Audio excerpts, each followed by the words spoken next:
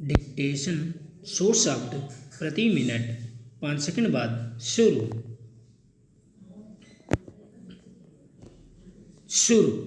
महामारी के इस दौर में दुनिया के तमाम देश अर्थव्यवस्था के मोर्चे पर संघर्ष कर रहे हैं। भारत में विकास दर के नकारात्मक रहने को लेकर खासी चिंता जताई जा रही है, मगर इन विषम स्थितियों में भी भारतीय अर्थव्यवस्था के लिए अच्छी खबर यह है कि अलग अलग स्तरों पर विदेशी निवेश तेजी से बढ़ा है। पिछले सप्ताहांत रिजर्व बैंक की समीक्षा में विदेशी मुद्रा भंडार पहली बार 600 अरब डॉलर को पार कर गया। इस तरह विदेशी मुद्रा भंडार के मामले में भारत दुनिया का 5वां समृद्ध देश बन गया है। रूस इस मामले में भारत से थोड़ा ही आगे है।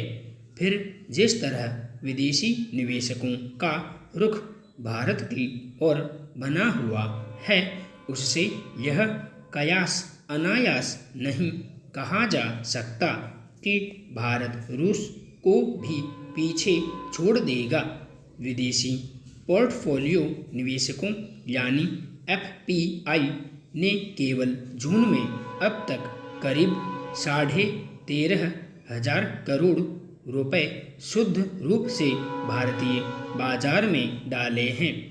कोरोना संक्रमण की दर में कमी आने और धीरे धीरे बाजार खुलने की वजह से निवेशकों में उत्साह देखा जा रहा है। इस तरह जल्दी ही अर्थव्यवस्था के सकारात्मक दिशा में बढ़ने की उम्मीद बलवती हुई है।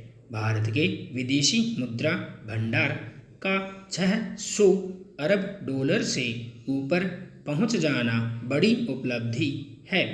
अनेक ऐसे अनुभव हैं जब वैश्विक मंदी आई तो वही देश लड़खड़ाने से बचे रह सके जिनका विदेशी मुद्रा भंडार अधिक था। दुनिया की 2 बड़ी मंदियों को भारत इसीलिए झेल गया कि उसके पास विदेशी मुद्रा भंडार पर्याप्त था। यहाँ तक कि 2008 की मंदी के समय जब अमेरिका जैसे विकसित देशों पर भारी मार पड़ी थी, तब भी भारत उसे झेल गया था, इसलिए कि अंतर्राष्ट्रीय लेन देन डॉलर में होता है और जिन देशों के पास इसकी कमी होती है उन्हें अधिक मुश्किलों का सामना करना पड़ता है, चाहे वह कच्चे तेल की खरीद हो या फिर अंतर्राष्ट्रीय देनदारियां। हर स्तर पर कठिनाई पेश आती है। इसलिए भारत इस मामले में खुद को ताकतवर महसूस कर सकता है, पर कुछ लोगों के मन में यह सवाल स्वाभाविक है कि ऐसे समय में जब कारोबार और बाजार बुरी तरह मंदी की मार झेल रहे हैं, महंगाई पर काबू पाना मुश्किल बना हुआ है, निर्यात के मोर्चे पर अपेक्षित कामयाबी दर्ज नहीं हो पा रही, तब भी विदेशी मुद्रा भंडार में बढ़ोतरी कैसे हो रही है। एक आशंका परोक्ष विदेशी निवेश को लेकर जताई जा रही है, जो एक तरह की आवारा पूंजी होती है और वह विभिन्न देशों में बाजार का रुख देखकर निवेश करती और वहाँ के शेयर बाजारों में खेल किया करती है। अगर उसकी वजह से कोष में बढ़ोतरी हो रही है तो इसे लेकर बहुत उत्साहित होने की जरूरत नहीं, मगर विदेशी मुद्रा कोष में बढ़ोतरी का एक संकेत यह भी होता है कि प्रत्यक्ष विदेशी निवेशकों का हमारी अर्थव्यवस्था पर भरोसा बढ़ रहा है। वे निवेश के लिए आगे आ रहे हैं। फिर यह भी कि कोरोना संकट के समय बेशक बाजार बंद हो रहे हों, पर ऑनलाइन बाजार बहुत तेजी से बढ़ा है। इस क्षेत्र में लेकर विदेशी निवेशक उत्साहित हैं। उधर चीन जैसे देशों में निवेश को लेकर भी कई निवेशकों का मोहभंग देखा गया है और उन्हें भारत में निवेश ज़्यादा सुरक्षित जान पड़ने लगा है। इस तरह उन्होंने इधर का रुख किया है।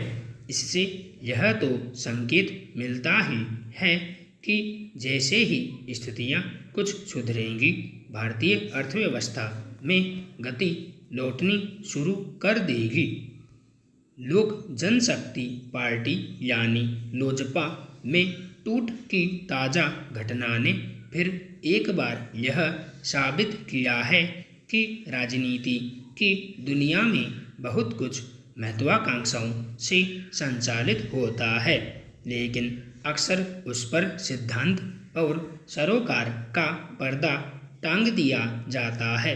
बिहार में पिछले साल हुए विधानसभा चुनावों के दौरान जब चिराग पासवान के नेतृत्व में लोजपा ने राष्ट्रीय जनतांत्रिक गठबंधन यानी राजग से अलग मैदान में उतरने का फैसला किया था, उसी समय कई बातें साफ थी। पहली नज़र में यही माना गया कि लोजपा ने यह रुख दरअसल नीतीश कुमार के नेतृत्व वाली जदयू की ताकत को सीमित करने के लिए अपनाया था। हालांकि तमाम आकलनों के बीच चिराग पासवान खुद को प्रधानमंत्री नरेंद्र मोदी का समर्थक बताते रहे और कहते रहे कि वे राजग के साथ हैं, लेकिन चुनावी मैदान में उन्होंने भाजपा और जदयू गठबंधन के बरक्स 135 सीटों पर अपनी पार्टी के उम्मीदवार खड़े किए थे। नतीजे अनुमान के अनुरूप आए और उनकी पार्टी के महज एक उम्मीदवार को जीत मिली, मगर लोजपा उम्मीदवारों की वजह से करीब 2 दर्जन सीटों पर जदयू को नुकसान पहुंचा। जाहिर है यह नीतीश कुमार के लिए एक बड़ा झटका था, जिनका कद कम सीटें आने से कुछ कमज़ोर हुआ। उस समूचे प्रसंग में पर्दे के पीछे यह खास बात दबी ढकी रह गई कि बिहार विधानसभा चुनावों में अकेले लड़ने के चिराग पासवान के फैसले से खुद उनकी ही पार्टी के ज़्यादातर नेता और ख़ास तौर पर उनके अपने चाचा पशुपति कुमार पारस सहमत नहीं थे।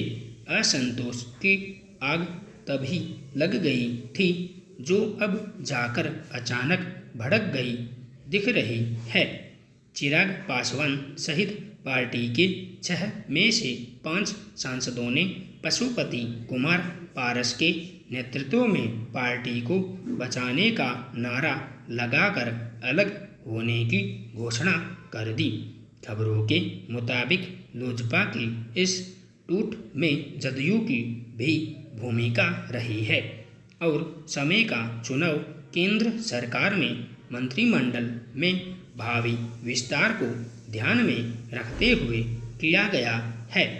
अब देखना यह है कि पशुपति कुमार पारस के नेतृत्व में अलग हुआ धड़ा जदयू या भाजपा में विलय का रास्ता चुनता है या फिर स्वतंत्र रहकर राजग में अपने लिए जगह बनाता है। दूसरी ओर चाचा पशुपति कुमार पारस को मनाने में नाकाम रहने के बाद एक तरह से चिराग पासवान फिलहाल न केवल राजनीति के मैदान में अकेले रह गए हैं, बल्कि परिवार भी टूट गया। हालांकि उन्हें बिहार में राजद के एक नेता की ओर से अनौपचारिक प्रस्ताव मिला है कि वे केंद्र की राजनीति करें और तेजस्वी यादव राज्य की, लेकिन चिराग का रुख अभी सामने नहीं आया है। संपूर्ण विराम।